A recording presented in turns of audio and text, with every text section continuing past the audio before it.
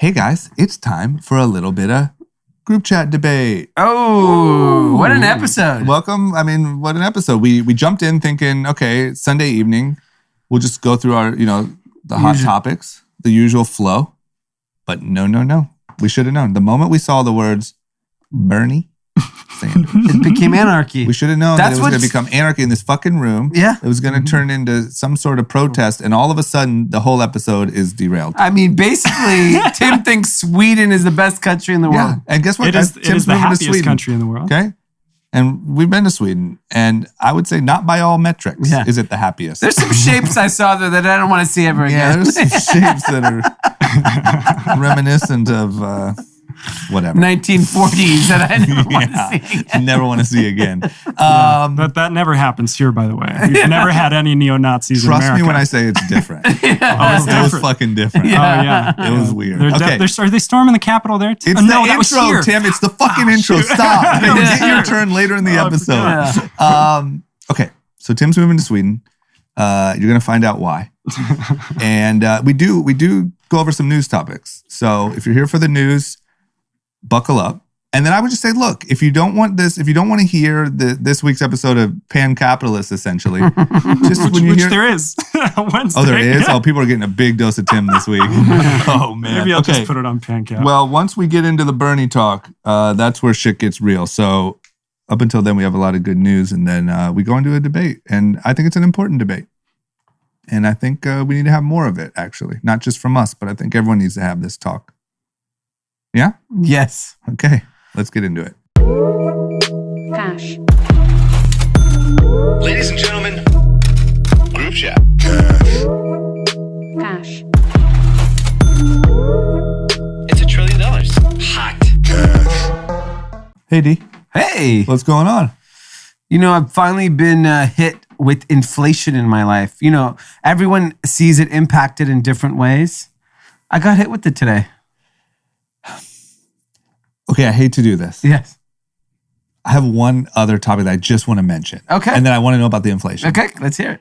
I think we have I noticed our cameras are at a new angle today. Well, it's called Group Fat. Group Fat. The fattest podcast in the world. So Anand got hit with it too. Anand was with his friend Ken, who was in town. And he mentioned to Anand, he's like, oh, you look a lot skinnier than you do when you're on the podcast. And so Anand at midnight clearly had a couple drinks, and he's like, I work out 7 days a week. I cannot be fat on this fucking podcast. I love it when you were fat, like we were making fun of you. No, as soon as I hit on, he's like, fuck that. Fat There was like a 1 a.m. There was 2 1 a.m. texts this week. One was Anand because he got called fat. Yeah. And 2 was me because I feel like I got set up to be canceled. I watched the video right when it got released. I didn't see any comments. Yeah. There was 2. They actually weren't that bad. I just started to panic. So what happened was we're killing it with the TikTok clips. Yeah. Jason, don't be worried. Do you edit them? Sometimes, but for the most part, Jordan does it now. Okay. Jordan, I'm watching you. And so we had that, conversation about Travis Scott and the Astroworld concert and all that stuff. And I knew it was touchy. Yeah. But they clipped out us just saying like, oh, I can't believe he's canceled. He shouldn't be canceled. And you're like, 6 months to take off of shows. And literally like people were like, what the fuck? Like, did you guys hear what happened? Like people died. Is there any sort of like whatever? Yeah. And I was like, fuck. I was on my TikTok spree at like 12:30 and I was like, no chance. I'm going to wake up in the morning canceled. Canceled, yeah. So then, so that was a panic. And then Anand got called fat and it was like, now all of a sudden the cameras are hanging from the ceiling. Cameras are so high to look up. Because apparently this angle, like you're an Instagram model taking a selfie, is supposed to cure our fatness. Well, let's see Group Fat. Yeah, Group Fat is good. Okay, sorry, I just had to mention that because I looked at you and I'm like, why are the cameras so high? We should literally just have pointing down at literally like, welcome to group chat. Okay, so what happened with how'd you get hit with inflation? So Haley was ordering groceries today, and she's like, I think she had told me this last week, and I just didn't pay attention. Okay, but Whole Foods now, when you order through Amazon, even if you're a Prime member, charges you $10 every time. No matter what. Yeah. How much is Postmates and stuff? or Instacart? Instacart is free if you're a member. Okay. There might be surcharges on different. Right, because all those things are free, but the restaurant or whatever might upcharge. Yes. Might increase the. Yeah, like Postmates and DoorDash. If you're like, I'm a Postmates Plus or whatever, so I should, as long as I hit $25, I should not be paying a delivery fee. So this is new for any platform. Yeah, and what's crazy to me is like Amazon's one of those companies that like, you know, they don't care about making money for the most part. Not from delivering groceries. Yeah, and we, you know, with kids, during the pandemic, we got used to getting groceries delivered. We used to pick them up. Now it's very hard for us to go back to doing that. Yeah. How many times a week do you order? 4 or 5. You're talking, if we have to spend $40 a week, that's $2,000 a year on delivery fees. What if you had to say exactly what line item was on their P&L that they said we got to make up some margin here? Is it grocery costs, workers? It's definitely labor. Yeah. It's definitely labor. I mean, I'm guessing they are aggressively raising low-income wages. Yeah. And they're just like, how are we going to pay for this? It's all that college they're paying for. Yeah, you are now all these fucking perks. Yeah. You should have just not said college and said, you know what? We're going to put $1,000 of Ethereum in everyone's account. Yeah. They'd rather have that than go to college. All day, $1,000 a Shibu. So I have an idea on actually this labor shortage we have. Okay. So there's 2 things that are going to happen, right? Like one is I believe automation will solve for some of it. Okay. So like take the fast food situation. I don't think you'll ever need a cashier ever again. I think you'll need the cooks. And then eventually that will get automated, but that's probably years away. Uh-huh. But let's say cashiers is a pain point. Uh-huh. So cool, pay the cooks a little bit more money to make sure that they're able to continue. Yeah. And then I'm sure in every industry, automation can be added in some way. So let's assume that takes care of some percentage of jobs. Okay. My real solution is drastically increase immigration from the South. Well, good luck. Okay. Yeah. And from the South, I mean, they're lassoing them down there. Yeah, but I'm just saying, like, bring people from Mexico, South America, Central America, and say, you can achieve some sort of status, either visa, green card to stay, if you will take any jobs in these industries for 2 to 3 years, right? Like, build it up like a program, just like we need this labor force. And if you are willing to take these jobs, you will then automatically be given, because like they want to come here anyways. I'm just saying, I think that's political. What I meant by my lassoing, don't clip that on TikTok, is like, that's political suicide, don't you think? So here's the thing is the problem is that these people are coming anyways. A group of people are coming anyways. Yeah. These big companies can't hire those people. Yeah. Right? Legally. Yeah. A small business can hire them all day. Yeah. Like you have a small warehouse, you have a small restaurant, you can hire illegal immigrants. Yeah. It's being done all the time. Yeah. But Amazon and Walmart can't. It's much, much harder for them to do. But don't you think someone's political opponent would say, can you believe it? In this time, they're trying to open the southern border? Yeah, so I agree. I just think if you think about, there's a population of the workforce that will never do these jobs again, then automation's not going to come fast enough. Yeah. And then the other piece is, years ago, when there was clearly an engineering shortage in America, there was this visa H-1B where like all the Indians came in, and America let thousands and thousands of Indians in because we're like, we need engineers. Yeah. Because this is an arms race as far as technology is concerned. Yeah. And so a ton of Indian people came through H-1B visas. Yeah. So similar, we're having this problem in this country. All the other kind of statuses of the workforce is flushed with jobs and people that want them because they're high paying jobs. Yeah. It's really the low income side, and the largest employers can't hire illegal immigrants. Okay, so I totally agree with this theory, but don't you think? I agree what you're saying. No, sure. I'll go past that. Don't you think those people? Like, this is the thing that blows my mind, is the people didn't go away. The people that used to have those jobs didn't disappear. Yeah, they're just not working. I know, and I think that they're not working, and I think that they're surviving on like stimulus and stuff like that still. But don't you think there's like kind of a day of reckoning that happens where it's like, well, it's this. Like, I feel like if you, let's just say you did your plan, you'd have to give almost some sort of UBI to the people who used to work those jobs who now just won't. Yeah, you're probably right. Like, how do you cover all those people? Because I think that, in my opinion, there's Bored ape. You just give everyone a board ape. To me, there's this day of reckoning coming that could be very brutal, where those people are now out of money, and your choices are revolt or go back to that job, which you fundamentally won't go back to. That's the problem. So you have to pay them. Yeah, I think there'll be more social programs. They'll just have to be. Right. You know, California and LA, they're testing it all over California right now. Where here's $500, here's $1,000. It'll just be here's $2,000. Yeah, isn't that weird though? Like, imagine that. To me, if that plays out, you have a class of people that are on UBI, and then you have a lot more immigration to cover.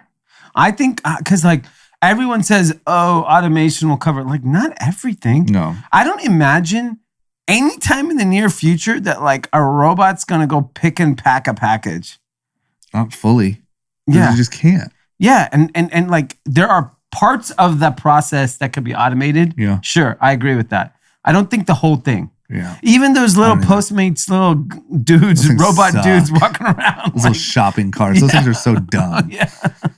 So I don't know. I mean, I just think that like all I get every day in my inbox, some newsletter, the great resignation, the great this, but no one's working. Yeah. The thing that kills me is it's at odds with reality. I mean, like, I get it. And no one wants to work those jobs. We're at odds with reality and everything in this country right now. True. But my point is, to me, there's a difference of like, oh, this Bored Ape thing is worth, $50 million. And like, people don't want to work jobs, but have no other source of income. And that to me feels very dangerous. Yeah, I agree. When you talk to people, like, and I've only talked to a handful of people said that they won't go back. But when I just read like and I know comment section is not real life. Yeah. But it doesn't seem like there's a mood of people. Even I don't see anyone in the comments said, you know what? I got to take care of my family. I got to work. The comment section is, I am never going back to that. I would say the comment section, I used to believe it wasn't real life until January 6th. Yeah. Because that was a whole bunch of comment sections that led to our fucking Capitol getting ransacked. You know what I'm saying? Yeah. Like that to me, like, yes, I think that when you're like when people are calling you fat, I don't think you can count on that. I don't think you can believe that. Yeah. But when you see the like emotion, anger that people get on even our videos, just talking about go back to the office. Go back to the office. Yeah. We're talking about you might have a $90,000 a year job. Just go to the office. It's like, fuck you, fuck off. Yeah. You will not take this Netflix out of my cold dead hands. You put out a clip that says go back to being a busboy or washing dishes or whatever. We might get beaten in the streets. I don't know, man. But what about like also now like the shelf? I mean, we have a real problem with store shelves. Yeah. Being empty, supply chain. So supply chain is a completely separate issue than inflation or than the Great Resignation. These are three different issues all hitting at one time. I actually, so this is just the aftermath of the pandemic. Yeah. Okay. Yeah. Does any of this happen? No pandemic. No, because No. For example, in China, you would have never had the slowdown. Yep. Right? Of just paused factories. You would have never stimulus. had the stimulus, which pumped all this nonsense for the last year and a half. Yep. And then all the other natural resources shortage are just a result of effects of the pandemic. Yep. And so what's happening now is there's clearly a shortage. And there was an article in Bloomberg where it was an opinion piece where the reporter was talking about Americans may have to adjust, and they use the example of clothing. Like 5 times more clothing is bought now than in like the 80s and 90s. Okay. And that's probably because of proliferation of fast fashion and just Yeah. general consumption has just gone through the roof. Plus the way I would argue like the way that you look matters more than Yeah, and it's because social media, right? Like Yeah. you're showcasing your look to so many people now. So there's all these, anecdotes of why consumption has gone up. So I was like, okay, cool. So the reporter goes, we're going to have to be more like Europe where overconsumption is not a thing. And we're going to have to buy things that last. And I was like, bullshit. Yeah, no. That's why we're America. Yeah, we don't do that. We're not buying anything that lasts. Yeah. We're trying to last till the weekend. Hell no. Yeah, we're not. Yeah. And so I was using the example on Twitter of like Shein, the Chinese company, basically proved that all we care about is overconsumption. Yep. They're shipping directly from China. Yep. They're getting subsidized shipping rates from the Chinese government. Yep. It's shipping from factories. It is cheaper than ever. Yep. I mean, you could buy something for $5, $6, $8. Forget the quality. Yep. No one cares. No. They just want to buy shit. Yep. And so I think the short-term impact, yes, supply chain is fucked. Long-term impact is someone else will take the place of the suppliers. So if it can't be brought into this country and it can't be the brands that we're used to because they don't understand how to operate in this global environment, Yep. it'll be a bunch of Chinese company. We'll just buy a refrigerator from China and they'll just ship it to us direct. Who knew refrigerators were so hard to find? Yeah.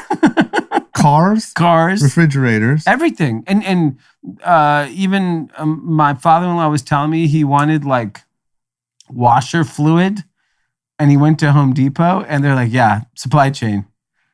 Do you think there's any chance Yeah.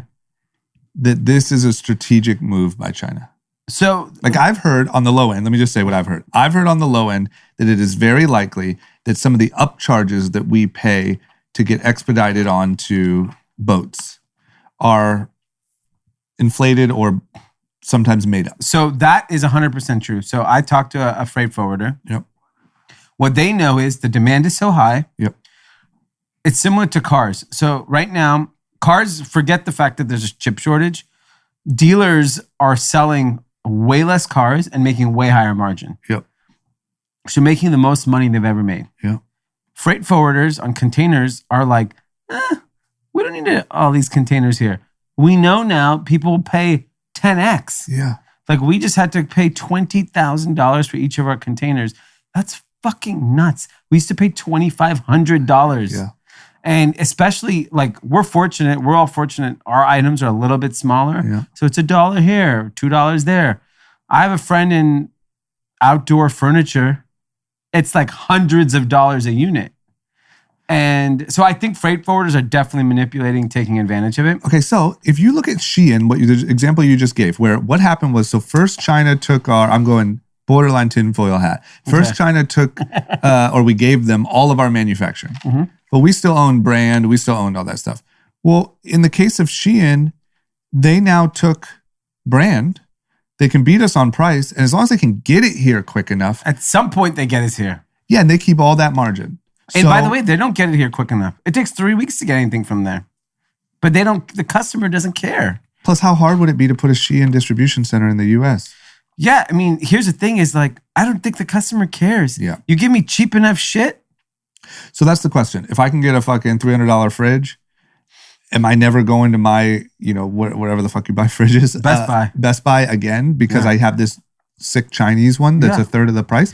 Like, I just feel like, I don't know if there is anything to it, but if you wanted to manufacture, if you wanted to, like, for instance, some people say like, oh, China like manufactured the COVID to wipe out the rest of the world. That doesn't quite make sense to me. But if you wanted to sit in a room and say, shit's all fucked up. How can we benefit from this long term? This seems like a way that you would do it. Yeah, and I think people don't realize, it's interesting. Haley buys stuff off like Instagram ads all the time for the kids. And she doesn't know until it arrives. She's like, did I get duped by like a Chinese company or not? That's like the new norm. Yeah, and I was laughing at it. And so I randomly over the weekend was looking at a bunch of our Instagram ads, and the comments were, where is this shipping from?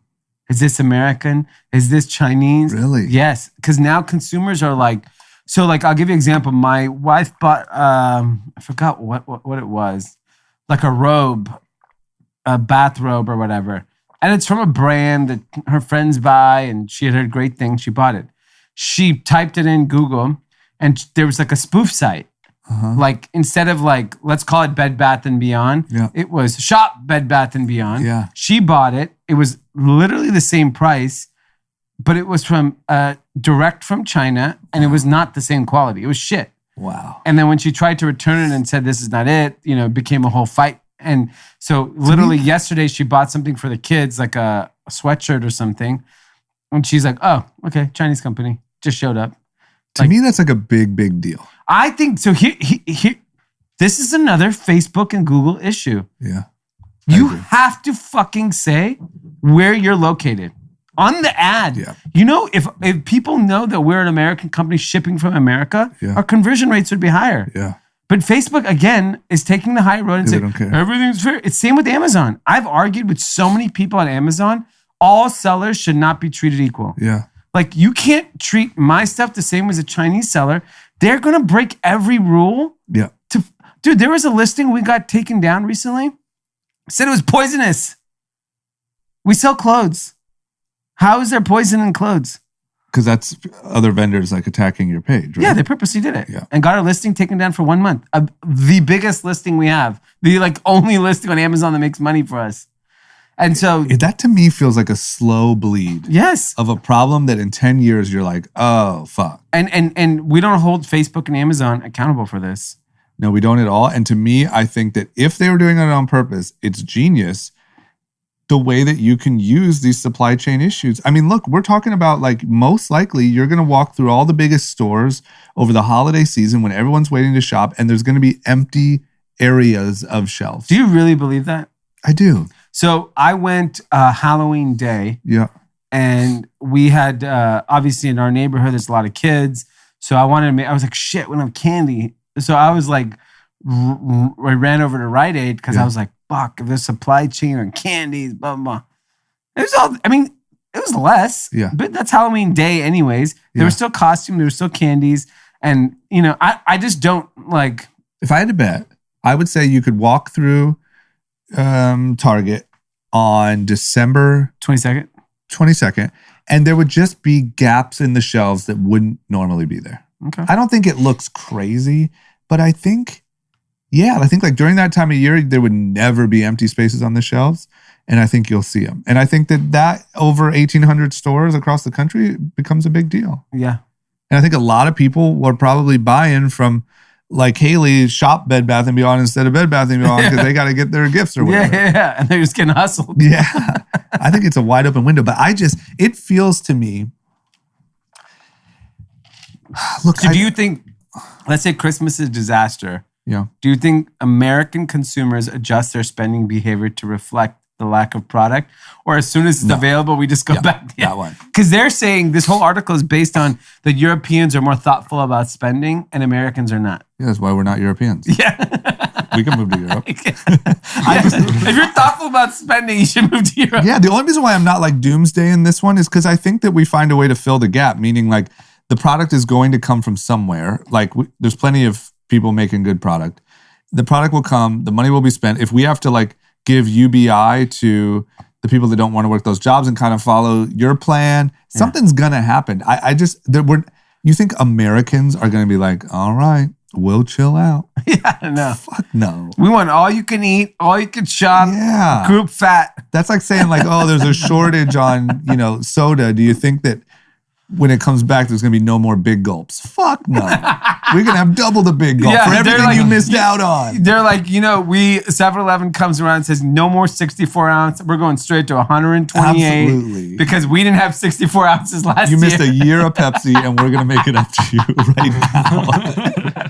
And there's insulin shots on the way out. Yeah, for real. That's it. We'll find a way to treat it. Dee, let's talk about Ledger real quick.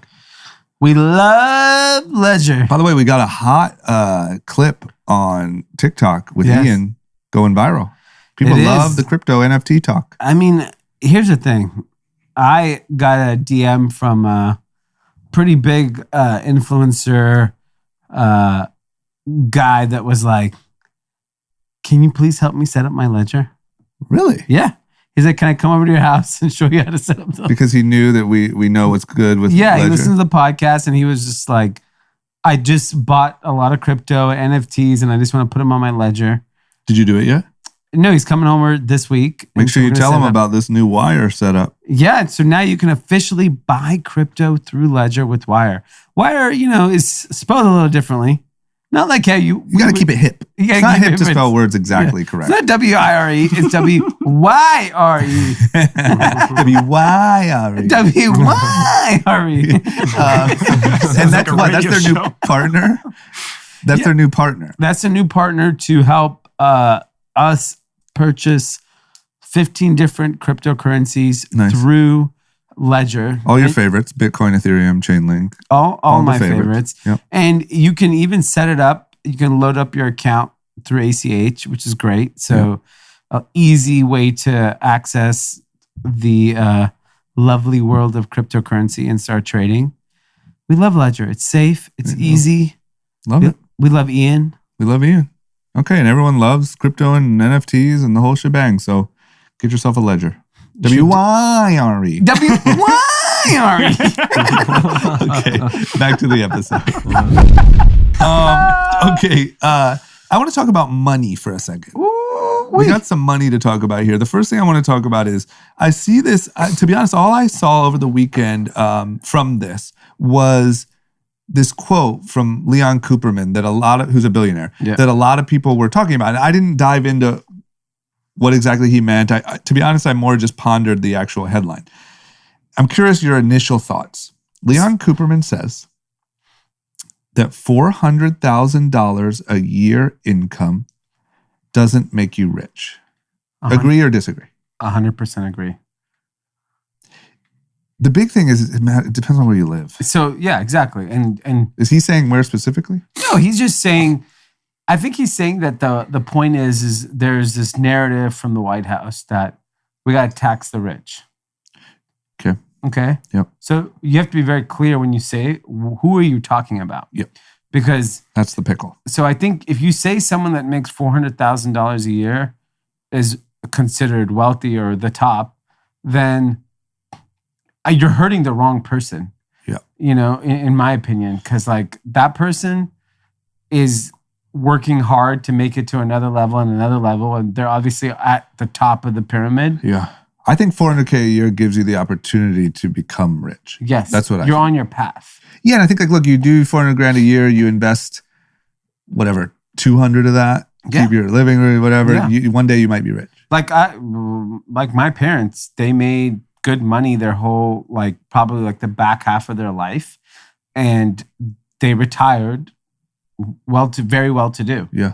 And they were probably the type of people that would get hit the hardest in most of these tax plans. That was my thought. It was I was thinking literally through the lens of my parents, who started probably making really good money when they were in their mid 40s, and early 50s, and they made good money, call it for 25 years, and they were very conservative and they saved every penny. Yeah. So they ended up retiring with more than they ever thought they'd ever have. Yeah. And they're effectively going to, they're going to pass it on, they're going to spend it, whatever. Yeah. And I think when the politicians come out and say attack the rich, it's you got to be very clear on who you want to go after and how you want to tax them. And I think the narrative is that, okay, if you're living in a small town and you hear someone makes $400,000, that sounds like a lot of money. But if you live in LA and you want to live in this neighborhood, $400,000 just kind of gets you by. Yeah. You're not living, and it's not because people are living a lavish lifestyle. No, we want to send our kids to a decent school. We want to live in a decent neighborhood. That's it. Yeah. It's not like everyone's driving Ferraris and Lambos at $400,000 a year. Yeah. Yeah. And so I think it's tough for people who don't live in a bubble like us to understand, and it's tough for politicians to understand. And then there was a huge moment on Twitter today. I don't know if you saw. Huge. We might have to take Tim's mic away from him. This is this is working well over here. The meme of when all the kids are sitting together. They look like they're like in a backyard, and the guy's eyes goes, ah! Yep. Yes. Okay. That is what I thought when Bernie Sanders, what did it exactly say? I got to find this. He said, well, let's not get it. Let's get it right. Yeah, hold on. Senator demanded the wealthy pay their fair share of taxes. I think he just said something very minor, like, we must demand that extremely wealthy pay their fair share, period. Yep. So thoughts on that? Here's my critique of that. Because I'd say I'm like half a Bernie guy and half not. Yeah. It's these vague, like rile people up messages that have built this audience of people being like, yeah, we do need to do that. But there's no... Yeah, and I think you're exactly right. And I think that's fundamentally the problem is that... Like, we need to arrest bad people. Yeah. Yeah, like even I'll give you an example. Something that I am not aligned on. Guns in America. Like, I want gun control. If it was up to me, I would take everyone's guns away. Yeah. That's not going to happen. So when when Democrats talk about gun control, you need to fucking be very specific. Yeah. Do not say, don't scare people who enjoy guns to say we're taking them out of your homes. Yeah. And I Plus, think everyone knows, I just want to add to that because it's similar, is everyone knows you can't, there's never a day where you can walk into everyone's house and take their guns out of their house. So we're already past that. Yeah, so why even spread that thought through people's head? Yep. So, Bernie is taking, to me, a very Trump-like impact. Yeah. And, when Donald Trump would say, oh, immigrants are murderers and rapists. Yeah. Like, he took that route. And it's also just like an easy to like and retweet tweet. Yes. And so our beloved richest man on the world comes back, hits back hard. He hit back hard. I was, even Elon, from my eyes, I was like, yeah. I think he said, are you still alive? He said, I keep forgetting you're still alive. I mean, I got to be honest, Elon is like bold and whatever, but that's like... Yeah. And then I think he followed it up to be like, oh, hold on. Yeah. Because then he finally said, want me to sell some more stock? Bernie, just say the word. So Elon sold the most stock he's ever sold in the past week. Was it 5 billion? It was more. I think 7. Every time I wake up in the morning, Elon sold 2 billion. I know. Elon sold 5 billion. It's so true. So he may have sold, God knows, 10 billion. We don't know. We'll know when it's all said and done what he has sold. But I think if I'm Bernie Sanders and I actually care about equality, and I care about politics, which he does. This week, I call Elon Musk and I sit down with him. Because Elon Musk is one of those people. On Joe Rogan. Sure. Even better. Even on Joe Rogan and say, fuck it. Let's have a discussion about this. Because you know why? I think Bernie Sanders has a lot of valid points. Yeah. I think Elon Musk has a lot of valid points. Elon Musk is the one billionaire on earth that doesn't care about money. Yeah. He he loves being the richest man in the world. Yeah. But he's not doing this because of money. Yeah. There are other people on that list that care. They want to be at the richest man in the world, and it's about money. Elon Musk is just based on his spending behavior, I think he's just like, he's a wild dude. Yeah. And I think if they said, we're going to sit down, Joe Rogan's going to mediate, we're going to have a debate about taxing the rich, and here are the stakes. Yes. At the end of this, if blah, blah, blah, I'll liquidate 20 billion. Yeah. It would be the biggest thing in the world, and it would clear up so much. My biggest problem is maybe I'm just out of touch, and I would love to understand it, but I've never heard a plan from the Democrats that really checks out and makes sense. Yeah. Because I get it. Like, yeah, because the problem is that the alternative is Republicans is like, just don't pay anything. Yeah, it's like less. Yeah. So that doesn't make sense either. No. So the answer's in the middle, and the answer is something that's a little bit more thought through. Because what Leon Cooperman was saying, it's like, end the loopholes. Yeah. Stop this like blanket tax shit. Because the problem is that most politicians are not sophisticated to understand the loopholes. But how can you not? Like, this is one of the biggest topics in our country. How can you not understand? So here's my honest belief. I think they do. They use them. When it's all said and done, these people are very powerful, the billionaires. Yeah. They are funding your campaign. They built the community center in your town. Yeah. They So that's brought the 2,000 question. jobs to your neighborhood. So they're like, when that vote comes up, you're going to be sick. But that's the question is then is that why none of it makes sense? Is because you're just saying these type of It's things theater. for likes and retweets. And I actually don't think Bernie Sanders is. He's honestly, of all the people on the Democratic Party that I But find here- annoying, Yeah. Bernie Sanders, I actually think means well. I just don't think, I think he also understands social media. Yeah. And he knows saying something like that gets a lot of attention. But how is Bernie Sanders, who I would say, in my opinion, like the best one when it comes to everyone that's fighting real hard for this, why don't you have a plan? Why is the highest Wait, what- tax? What? In what way doesn't he have a plan? Hit me, Tim. What I'm saying on is, social media, when you say that blanket thing, lay out the plan on how you're going to tax the rich. I mean, that was Elizabeth Warren's strategy with the 2 cents thing. Yeah. She was like, how black and white can I make this? How So she obvious was, can I make but- it? but And Bernie Sanders- nobody even understood that. To this day, explaining the 2 cent thing Yeah. is like difficult for most I people. agree. Can you explain it to me? She laid it out as clearly as she could. what is it? Like 2 cents. I think it's once you make your first $1 billion, you're good. Then after that, you get 2 cents up. Well, let me pull up exactly. Yeah, what- tell me. Yeah. Because I feel like that's the thing is like nobody actually cares about the economics of it. I'm a fan of hers. She's just not a good politician.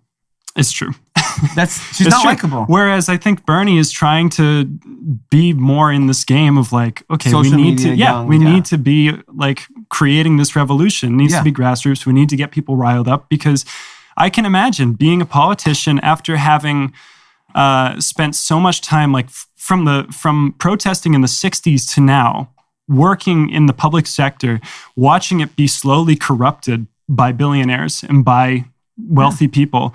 I can imagine being so frustrated that like this is the enemy for Bernie. You know? Here's a difference. I think the billionaires of today are so different than the billionaires of 25 years ago. So the billionaires of yesteryear were these like government subsidized, and look, Tesla's government subsidized as well to an extent. But like the most innovative people in the world became the richest. Yeah. That was never the case. Yeah. Before it was just like was the oil, power. tobacco, Yeah. oil and gas. It was just like it More was of just a power thing. yeah. And like today, Elon Musk, the richest man in the world, doesn't truly care about his money. Like if you tell him you want me to fund fucking homelessness or hunger, he'll probably do it. Yeah. And same with Jeff Bezos, and same with Bill Gates, and same with these people. Well, he did. He said, show me where and I'll write the $6 billion check. Show me the plan. And I think that's the difference is that like I understand Bernie Sanders' frustration. That era of power and money was so corrupt. And then like, okay, we saw Tesla with our own eyes. This guy banked all his life savings and said, fuck it, I want to build a company that's good for the environment. Like think about it from that perspective. It's actually net positive to society that Tesla is $1 trillion company versus whatever else that would have been. It's net positive. Someone like Elon Musk between Tesla and SpaceX is the richest, now most powerful man on earth. So the difference is like Bernie was fighting like the Jeffrey Epstein crowd 25 years ago, which I get. Those people were fucking bad people. Mm-hmm. Today's billionaires. There's still most of today's billionaires are still those billionaires, tell me- or they're their But I want to kids. say Jeff Bezos and Elon Musk don't strike me like those people. No, but there's still that same corruption in politics, and there's still influence from everyone's Of course, accepting super that's PACs. never going to go away. No, that's never going to go away. that's the thing is that Bernie was able to run a campaign without accepting super PACs and But he wanted didn't to win. create. Yeah, but You he got to lost. win. No, but he came very close, and Yeah, I but he think that's lost. what But he's doing is that he's creating this revolution, this wave of people who say, "Yeah, when I get older, I want to be a politician, and I want to make sure that billionaires are not influencing my political decisions." Okay, I know, so but just you let me got to be ask you this. aligned. Here's the difference is that like, I agree with you, but if you don't win, then you lost.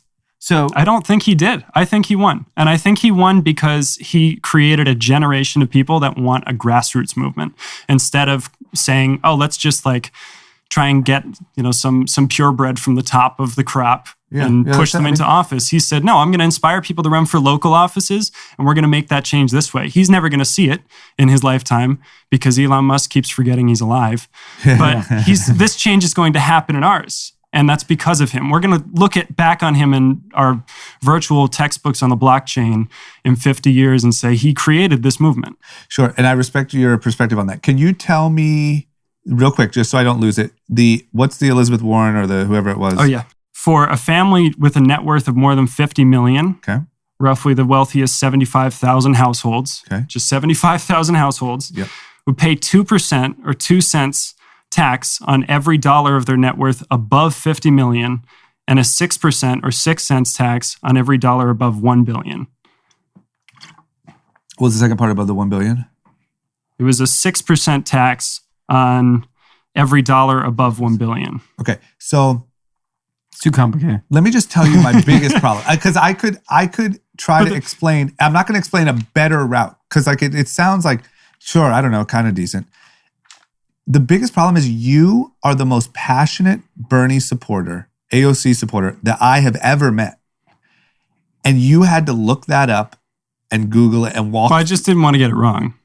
No, but I'm just saying there is no. You want to know what you don't get wrong? Build that wall.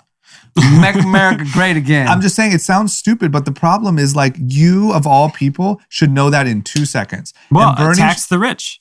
Like that's the thing is you began this argument saying oh, Bernie's just being Trump here. And Trump lost. And that's the thing is Trump is won dead. And then Trump lost. He lost. He won on Build the Wall. Yeah. And then he lost when he didn't build the wall. Yeah, you got to build that wall. Yeah, so if Bernie had been president and had taxed the rich, he probably would have gotten reelected, Yeah. But it's funny. Maybe my perspective is just clouding my judgment here, but even those two slogans, one is you physically know what to do. The other is very vague and confusing. And who is rich? Is 400,000 rich or is 1 billion rich? Yeah. And what I'm saying is the fact that that's not what Bernie's is Bernie aligned on that plan? Does he agree that that is the plan? We need that team needs a plan that they all agree with, that they all are saying constantly. And I think that if, for instance, if Bernie Sanders would have said, yes, I'm still alive, and what about my plan of blah, blah, blah, blah, blah, blah? I don't think Elon Musk dodges that. No. I think he would engage with that. And I think that that's how you win. He always has that tweet and it's crickets. No, but I'm saying you got to say. I know, but this is Elon Musk. This is it. Yeah. He is it. He's the biggest. Well, he's sparred with Elon before. I know, but now he's the richest man in the world. By $100 billion, he's the richest man in the world. There's no one even close to him. So this is Bernie Sanders' moment, in my opinion, to get a bunch of other people. Because Elon Musk, if Bernie Sanders says, come to fucking Vermont, let's go to my diner. Yeah. Bring your cameras. Let's talk about it. Yeah. Elon Musk would show up tomorrow. He would. He definitely would. He would show up and Bernie could potentially open a lot of people's eyes. And Elon Musk might walk away and say, yeah, you're right. Fuck it. Because I actually don't think Elon Musk gives a shit about money. I mean, you don't get to that level of wealth without giving a shit about money. But I see your point. Elon Musk isn't as greedy as say the Koch brothers or something. Yes, exactly. Koch brothers, their whole goal was to. Yeah. That's a very different. Elon Musk was I'm smart. I went to PayPal and fuck it. I want to make electric. No, he's very cars. smart and he deserves to be wealthy. He deserves to be able to have the capital to. And he's down to evolve. But just, someone needs to go. The problem with that, the tweet with the UN hunger guy. All right, but if I'm the UN hunger guy or whatever, you want to cure hunger in the world, cool. Sit down with Elon Musk. He said, I would post all of it. Fuck it. Show the corruption in the organization. Elon will still write. If you care about the cause, Elon would write the check and the cause and say, you know what? Every penny will go and all this dumb shit we've been spending on, it's gone. That guy fumbled the biggest bag in the world. And that's what bothers me is it feels like that's my question is, do you know for sure that Bernie Sanders' plan is the same as the one that you just said from Elizabeth Warren? Bernie's plan is 3%.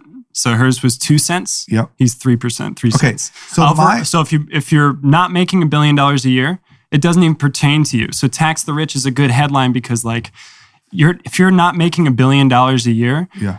So this is not going to affect your taxes. So why not say that? I'm doing the Bernie hands. Did Yeah, you notice that? But here's my happens question. when you talk about it. This is my other question is like why don't, number one, to Dee's point, say that? And number two, like, get aligned, because what I hear in the news is like, what was that absurd thing? Like taxing people some absurd amount based on their net worth, not their whatever, like some crazy high tax rate. Like they're throwing around these crazy things that feels like nobody's aligned on one solid plan.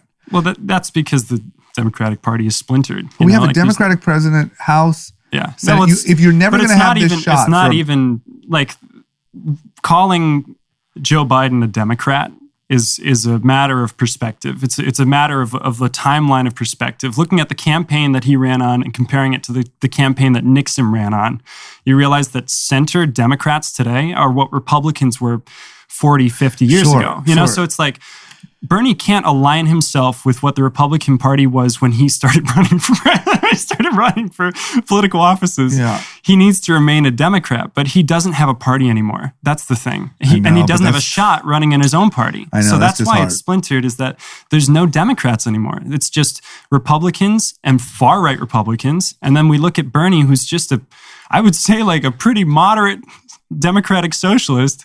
We're like, oh, he's so far out moderate there. Democrat. Yeah. He's not, he's not he's proposing anything that hadn't been proposed by like Carter. It's just like he's, for some reason in today's context, we're like, he's The problem is he's it's crazy. moderate to you. It's extreme to someone else. That's the problem. The problem for me is we've shifted right. Yeah. That's the problem is we shifted right. the problem for me is like, I think the same sort of frustration that you mentioned, like Bernie probably has, which look, I don't blame him. Maybe it's that. Maybe it's the fact that Democrats aren't on the same page. But it just comes off to me as no common message. It's just tax the rich. It's all different plans. And everyone just seems bitter, which reads like you're just bitter of success. And that, I think, is like the problem. I mean, I just like Dee and them always say, I'm registered as a Democrat. For sure, I'm with it. But it seems crazy. It seems just like out for blood, like tax the successful, make them pay. And I just think here was a really good opportunity to engage in a real conversation. And I think it was missed. And I think the Democrats always fumble those things. And that UN thing, I think, is the biggest ball drop in the world. It's like, you have a moment to really change. If you really want to change history, don't bet that you just inspired a young generation that one day, 40 years, you have it right now. Yeah. You can make a change today. By the way, he can't. That's the thing is he's one of the only people, and I think he might be the only person on the Senate who doesn't have... But he has a platform. That's the most valuable thing that we have. But Donald every Trump, other person is accepting super PACs. Every other person has these billionaires sitting in their pockets. So he's the only one who can say that So then and sit actually down. vouch for it. So you then know, and sit say, down. I've got the receipts. if you sit down with Elon Musk, and Elon Musk, let's just say, liquidates $10 billion worth of stock because of your conversation and pays taxes on it, you don't think that other billionaires will feel the pressure to follow?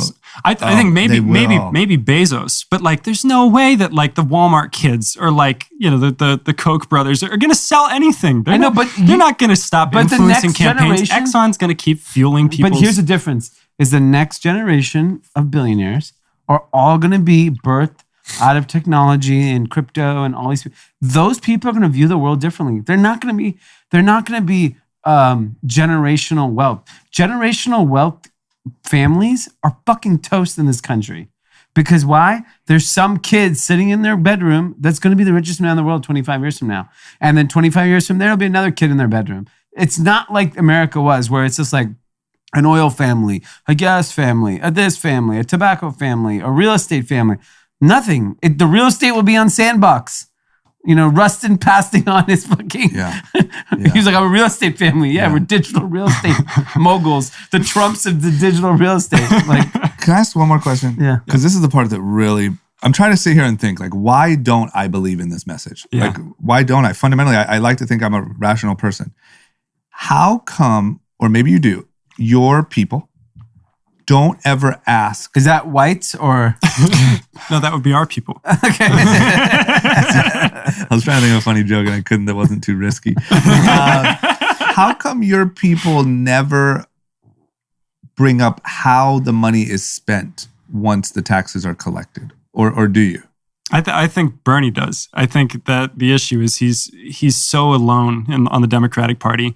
What his whole strategy has been throughout his career is amendments, like literally tacking on amendments. He has passed more amendments through a Republican-dominated Congress than any other politician in history. He's passed like 500 amendments. So every time he's signing a bill and you're like, how can Bernie support this awful bill? It's because it's going through with or without his vote, and he's tacking on something good. I hear you. You're getting a little lost on the Bernie love. All that I'm asking is, what do you feel about, like, doesn't it make you equally as mad that the rich don't, let's say, pay enough as it does that it's spent so fucking wildly? Oh, yeah. No, it's spent terribly. So what portion of that would you say you're frustrated? Like, is it 50% billionaires, 50% spending, or how would you break up your frustration? I'd say you're describing the exact same issue. The reason why the spending is so screwed up is because everyone is a puppet to some billionaire corporation that funded their campaign. Interesting. So that has been the issue, and that's what Bernie's trying to get to the core of. But the thing is, like, he can't at Elon Musk because this isn't Elon Musk who's controlling everyone's pockets. Okay, but let me ask you another question. Let me just keep going. I hear you. But how do you reconcile the amount of money that is spent, for instance, in LA on homelessness and the way that homelessness has grown in LA in the last 2 years? Like, doesn't that piss you off? Oh, it pisses me off. Because that's not a billionaire agenda. Thing. No. Because billionaire real estate people don't like the homeless. That's a poorly ran business. Doesn't want homeless people around the Grove. Yeah, I mean, so that's not a billionaire agenda. That's a good one. How do you equate for that? Isn't that just a poorly run business being the government? I mean, all of these elections, I believe, are, like, to a certain extent, corrupted. All of these Sure. candidates that we have running, even the ones that, like, Bernie endorses, sure, they screw up. But the point is, like, we're creating a movement of people who say, when I, become my town's mayor and then eventually become, on Congress, I'm part of the Senate, I'm not going to accept super PACs. Yeah, and we create that change from the local level. So I mean, LA's politics are screwed up. But it's not LA. That's everywhere, though. It's true, and I think he. Like, if I'm a billionaire, one thing that Anand likes to slap me with all the time is the fact that Bernie's minimum wage in Vermont, he can't even pass the $15 minimum wage in Vermont because it's still $11.75 or whatever. And, like, the reason why he didn't pass that was because there was a Republican governor who vetoed it. And didn't that's Jeff the thing Bezos about these. Just make that happen for Amazon? Oh yeah, well, Bernie wasn't the CEO of Vermont; he was a public servant. So when things were vetoed, Bernie can't say, "Well, maybe Bernie would have more impact in the private sector than in the public sector." Because public sector, nothing is being accomplished anywhere. That's just reality. So we create a Bernie Elon mix hybrid. But that's my point. I actually think Elon is it. I think Elon is it. Yeah, he's the one guy, and I actually think Jeff Bezos, as much as everyone wants to shit on him, like, he, to me, is it too. Yeah. These guys aren't, like, they aren't out for fucking blood. Like, you don't make that much money per year without caring about it. You have to care about it. Of course they care about it. But, like, that's interesting. That's such Bill Gates is giving away his entire fortune, giving it away. He says he wants to give his kids $200 million because he's like, why do they need any more money? Yeah. Well, Bill Gates isn't, lining politicians' pockets. He was that's the thing is, like, in the 90s. Maybe, yeah. Honestly, I can't even say that. But the point is like, today these are young, able, very successful, wealthy people. I would want them as my ally, not as my enemy, because as history has told us, money always wins. So might as well be like, go to Bernie Sanders, go sit down with Elon Musk, do the photo op, and fucking say, look, this is what I want to accomplish. I honestly think Elon Musk would sit down and be like, all right, I'm down with it. Yeah, just do it. If he liquidated $10 billion worth of stock, which he already essentially did, that's the biggest marketing that could possibly happen to Bernie. I think, look, to try to wrap it up, because I know our audience is probably pissed. The biggest, I think, problem that I have with at least the way that you speak about the hopes and dreams is essentially everything is fucked and everyone's a dickhead. Because I honestly, we can disagree on this. It doesn't matter. I legitimately at least buy into the fact that Elon Musk has dedicated his life to things that are better for the planet.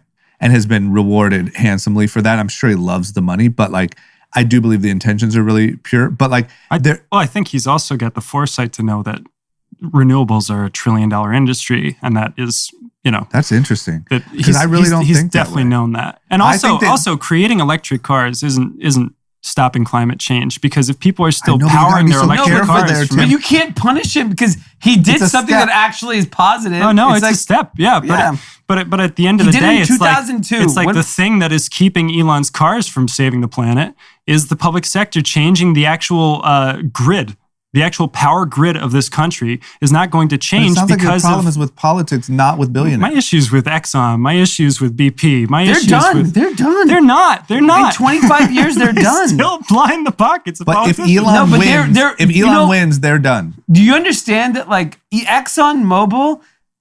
Let me tell you the market cap of ExxonMobil. If your argument is to wait 25 years, but that's your argument. The planet doesn't have. No, it's not my argument. ExxonMobil. No, it's not. My argument is that this is why Bernie is saying this right now, is because he's creating this change. He's frustrated. He knows he can't do it from the top down. Tim, ExxonMobil's market cap is $270 billion. Do you know Bored Apes' market cap is like $2 billion? In 10 years, I wouldn't be surprised if Bored Ape is worth more than ExxonMobil. $270 billion. It is 10. I mean, like, what is Amazon? $2 trillion. Google. I mean, what's Rivian? Trillions. What? What's Rivian already? Rivian's $100+ billion, right? Like, that's how much people believe in electric. These guys don't have that much money anymore. Like, $270 billion in this economy is irrelevant. When you look at who will be the biggest donors. Sure. That's what I'm saying. Is when you look 20 years from now, who will be the biggest donors to politics? It's not going to be Exxon. No. Just naturally. No, but so you inherently believe that it's going to be better people? I think that and that's what I think my problem is. To be honest with you, that's what I think when I was trying to wrap it is the thing that I think is so tough about your belief system, and I hope you're right in some ways, is like, it's essentially like the whole shit has to change. Like every bit of it. And it's not going to.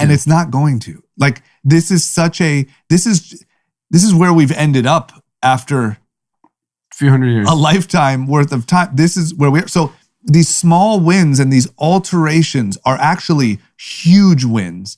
And when you don't celebrate them or you look past them and say, no, it's still part of this fucked up system and this is what it's going to take to be right.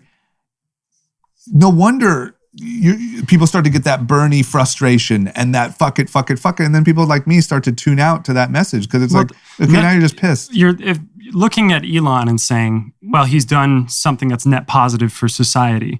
That's very, very true. But I would say billionaires in general have created the huge gap that we see right now between where we're at and where we need to be in terms of climate change, and have been doing that for a long time, right? But now it's changing. On every level. The people that are wealthy are different. They just are. I think Elon's different. So I think Jeff Bezos is different. Yeah, well, those are two people, and they've done a good job of being richer than everyone else. Being like media facing, right? So like the Waltons, I think I looked at the other day. Each of the kids are worth like $60 billion. Unfortunately, in today's world, that's nothing because Elon's worth $250 billion. So if you're talking about power, Elon, Jeff Bezos, and if you're going to bet on stock, which will make them wealthy, do you bet on Walmart stock, which I'm sure will continue to compound and grow nicely, or are you going to bet on Jeff Bezos, Elon Musk, and whatever schmuck kid we don't even know about that's going to create $1 trillion of wealth in the next decade? I bet on the schmuck kid, and I'll tell you why. Because I believe in a country that believes in its people instead of a country that believes in just the few winners that have crossed the finish line. I believe in a country like you look at a country like Sweden that has invested in its people. And as a result, such a small place has still been able to produce H&M, IKEA. They've been able to produce Napster. They were able to produce, what is the car company? Is it Saab? No, Volvo. Like Volvo, you're talking about Volvo? They've been able to. Volvo? No, but like we're looking at a tiny country that has produced so many powerful businesses that have changed the world. But Tim, and that's because they've believed in their people, not believed in just the 1% of their people that have been at the top. They're white. But Tim, the difference of Sweden to LA or to to LA, to the US in just all metrics is massive. Like you can't even compare the two. It's like saying like, oh, look at how Tesla's bigger than all of Sweden. It's like this is because he's got the capital to do so, right? So this is the thing: is like when you look at someone like the Walton kids who have so much money, they can create a lot of change with that money, right? Are they? I don't know. Maybe that the thing is Walmart is. The thing is, I would rather have that money be allocated by a government in which I have a say. And I'm not saying that the government today does have a say.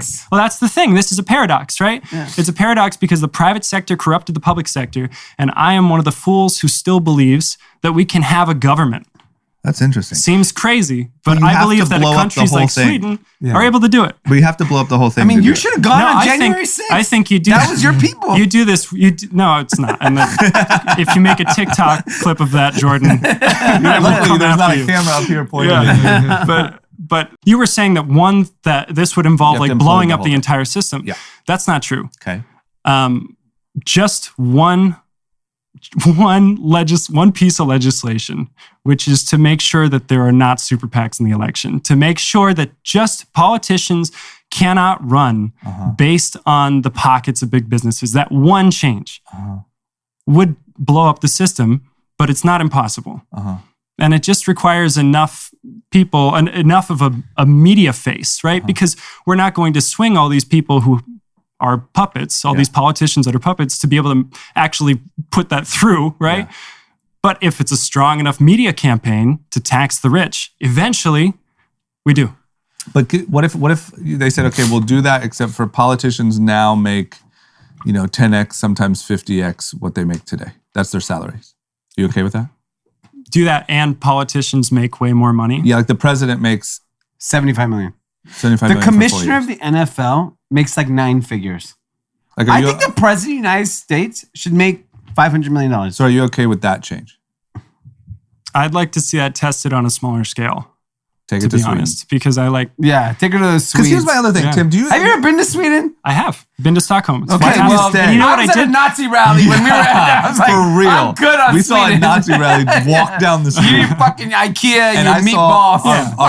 Our black friend get treated very differently. Yeah, I'll concede. I mean, it's a place with no diversity, right? It's a place that has not had to face the problems that America... That's why it's thriving. It's not why it's thriving. The reason why it's thriving shit gets scary. That's what you're trying to say. The reason why it's thriving is because they haven't been hindered by a lot of outside influences. They've been able to really focus on their government, and what they've done is they've fine-tuned a system like their neo-Nazism. No, they've been able to fine-tune their system, such as their prison system. Their prison system is essentially a rehab center, and they have tell that to ASAP Rocky. They have the.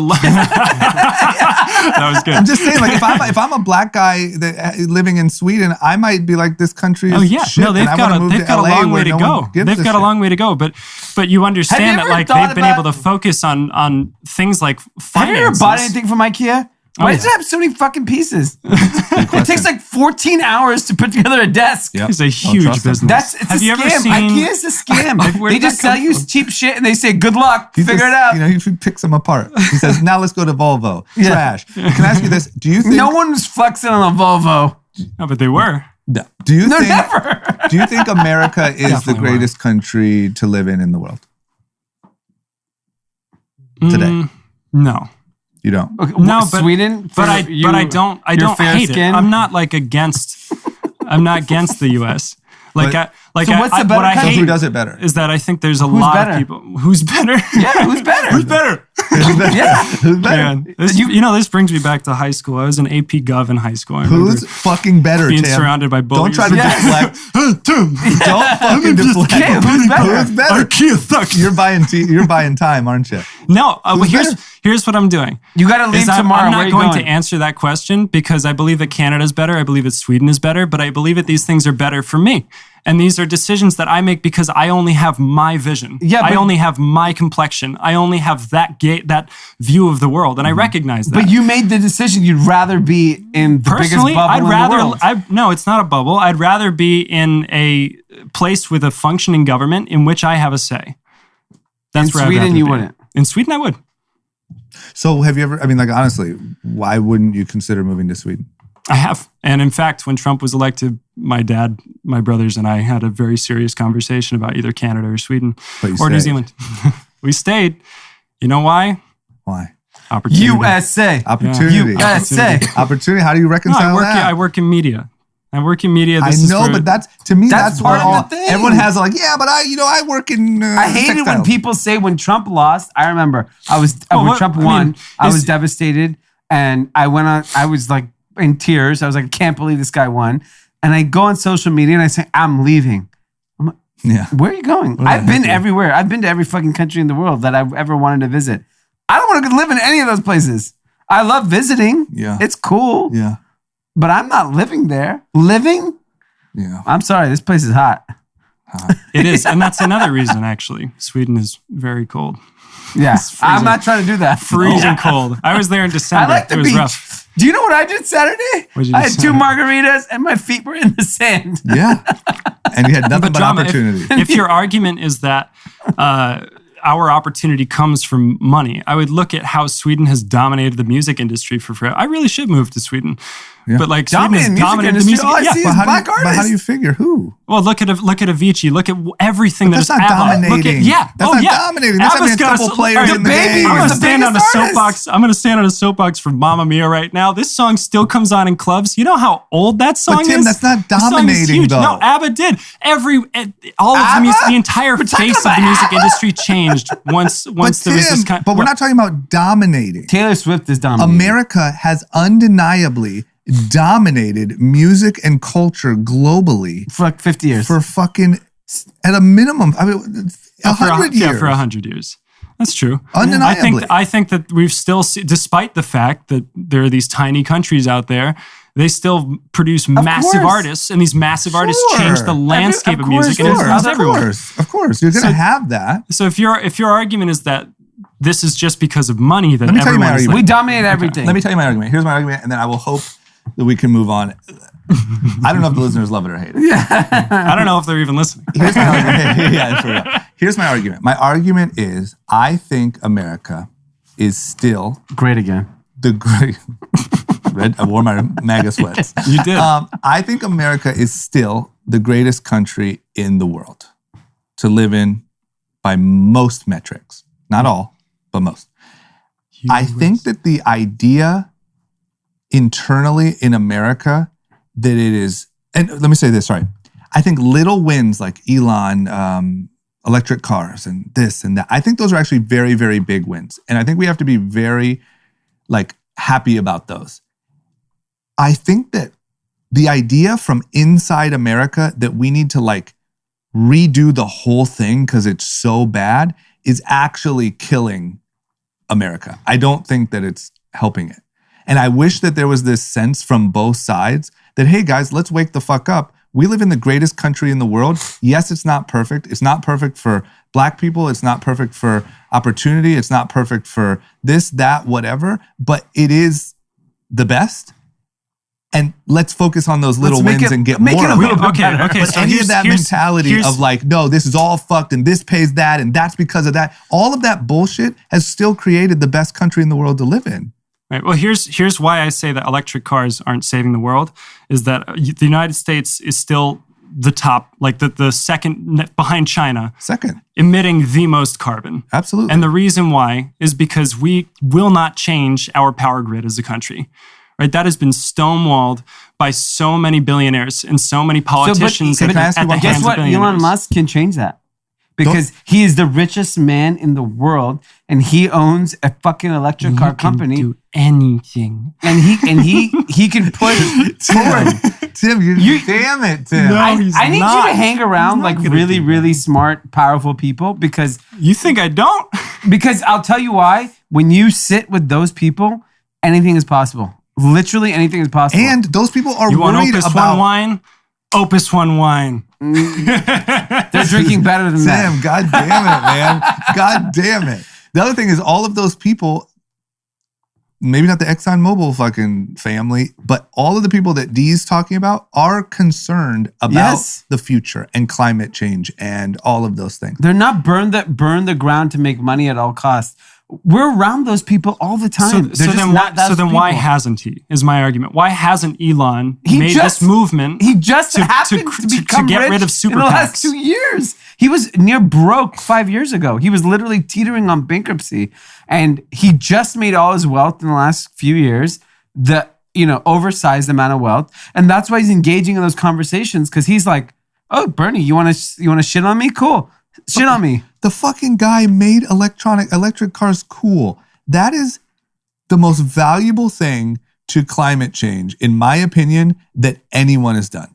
To make it cool, to make Ford make a Mustang that's an electric car. Why did they do that? Because of Tesla. Why is Rivian worth whatever $1 billion? Because of Tesla. It's all a chain reaction of the power of fucking Elon. And I bet Elon went through so much shit that if he would have just made a normal car company, he wouldn't have had to go through, because he wanted to try to make an electric car company. And what does he do? He gets shit on by our own government when they have an EV meetup and invite everyone but Elon. Like, it's chase him out of California. It's just crazy to me to not be like, oh, this is interesting. There's something good happening here. When the mentality is like, nah, fuck that billionaire. They're all whack. No, it's a win. It's a win. And that this win could have been orchestrated and executed a long time ago by a government that said we need to actually create change. It wasn't. Yeah, and because that same government, because the public sector has been corrupted. You can talk about Elon Musk, but like, where's Larry Ellison, right? Where's Larry Page? Where's all these billionaires who have been able to make this change? Why haven't they created? But Elon's here now, a movement. So embrace him. I love this is all just. I know, but I'm just saying, like, I'm like, let's stop talking about Elon. But Elon. But let's here's the go thing. back to Elon. Elon's doubled the wealth of everyone who was rich. He's your guy. Everyone who cares about Bernie Sanders and climate change and the movement. I don't even like Elon Musk. I think he's a fucking loose cannon. I'm not even a fan. But like, if I'm you and you care about the environment, you care about the future of this country, here's a guy that probably would burn the house down to prove a point. Down. He would burn it down. And instead we're saying tax him. It's the most narrow-sighted shit. You know what I mean? That's forget about Larry Page and forget all these other guys. You have their wealth. If you added up their wealth, of course it exceeds Elon's. Elon Musk will be the richest man in our lifetime. He might be. There was an article in Bloomberg says he's going to be a trillionaire because of SpaceX and Tesla. So you have your front runner. The thing with billionaires, like anything in life, if one person does something, everyone else does it too. When Bill Gates said, I'm giving away all my money, Warren Buffett said, I'll give away all my money. Mukesh Ambani, everyone just started following and said, fuck it. We have to give away all our money. So Elon Musk took it one step further and said, we're going to actually build companies that are good for humanity. And you know what? All you motherfuckers need to do the same. And you will be rewarded because Elon Musk is now the richest man in the world by building a company that was actually good for humanity, as opposed to everyone else in previous times, they were not. So why does he need to be incentivized by being the richest person in humanity? No, he doesn't need to be incentivized. No, but like, what's the difference between an Elon that's worth, what is it, 250 billion? Yeah. What's the difference between an Elon that's worth 250 billion and an Elon that's worth, I don't know, 100 billion or 150 billion? Because what is that difference? It's a title. Because we live in a headline world. He's the richest man in the world by like $100 billion, and everyone will listen. And that's an opportunity for Bernie Sanders, not a challenge, in my opinion. You have the richest man in the world that actually engages. Right? Like, it's not like he's like some secretive billionaire. He's out in these streets. He's on Twitter all day just talking shit. Yeah. Take advantage of it. If you're as a politician, take advantage of it. This guy's willing to engage because if you give him a good enough case and you beat him, he'll accept it. He will accept it. I don't think he's going to deny like, no, fuck you, Bernie. I'm never going to give you. No, he'll probably like, you know what? Liquidate all law. He will tank his own stock. He's done it. Nobody in American history has ever tanked their own stock. I'd love to hear that conversation, and I think group chat's the perfect platform. All right, Elon. With that, we Elon say, and Bernie. Elon and Bernie, we challenge you to come on. Yeah. Okay, on TikTok, tag at Elon Musk and Bernie Sanders. And Bernie, don't worry, we'll make you look fat. Oh yeah, don't worry, we got a new camera angle. You're gonna lose 10 Elon, pounds. you're gonna look like you're 63 pounds. Yep.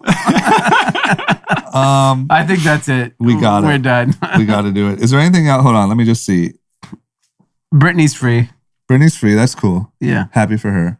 Tax her. Tax her. Because now it's her money. she's got $60 million now. It's her money now. Tax that shit. Yeah. Yeah. What's that? 9.5% on all. Yeah. No, hers is liquid. 9.5? She only has 60 though. 2%, 3% for Bernie. 60? That's what I think her conservatorship is. What do you think that is? Is that in like houses? Where's that 60 at if you had to guess? If we're going to tax it. I Real don't estate? think it's liquid. No. Real estate? Where'd Jamie put it? Real estate, right? I mean, it's probably only a trailer home park in fucking Louisiana. Do you think we ever find out like what happened during that time? Like what did that P&L look like? Oh yeah. I mean, we're getting a Netflix. Right? We're getting the P&L. That's a great name for a documentary. A series. That should be a series. P&L. It's just a different one every episode. Jeffrey Epstein, P&L. Here's another P&L, mainly an L item that I would like to just mention. I think it's worth it before we wrap up. Jolo, who we talk a lot about. I don't know if it's an L for him. No, I don't mean a loss. I mean well, it is like not profit. Yeah. It's a loss. It's a liability, not an asset.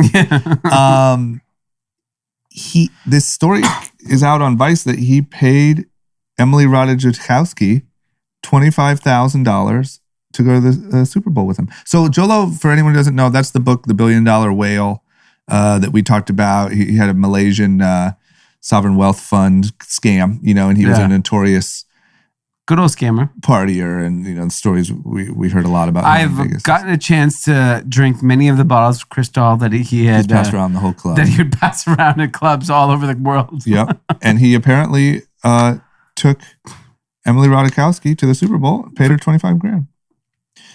Why is this coming out now though? Is this because she's writing a memoir? Oh, she wrote that in the memoir? Yeah. Oh.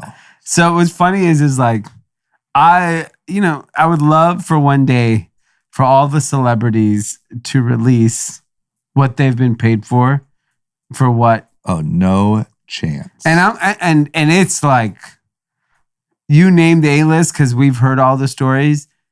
It is wild. Men, women, it doesn't matter. Like, if you could really get a tell-all, like if Emily Ratajkowski really wrote a tell-all, oh my God, it'd probably be incredible. I mean, tell the fuck all. That should be the name of the book. Okay. The only person that could write a book like that is like a club promoter who would know the real. Yeah. I mean, who knows those? There was one disgraced club promoter who I won't name who was threatening to write a tell-all. Yeah. Who loved to run very far distances. You know who I'm talking about? You already know. He has a book. He has a book coming out. He does. Yeah. Well, that should be a tell-all. Yes, because I would assume he has a lot of good stories.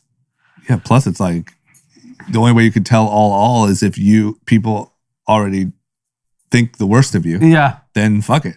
Yeah. All right, I'm tiptoeing on going too far. Let's wrap it up. And yeah, you've been drinking. Yeah, for real. I'm just high on fucking debate. Okay, we good?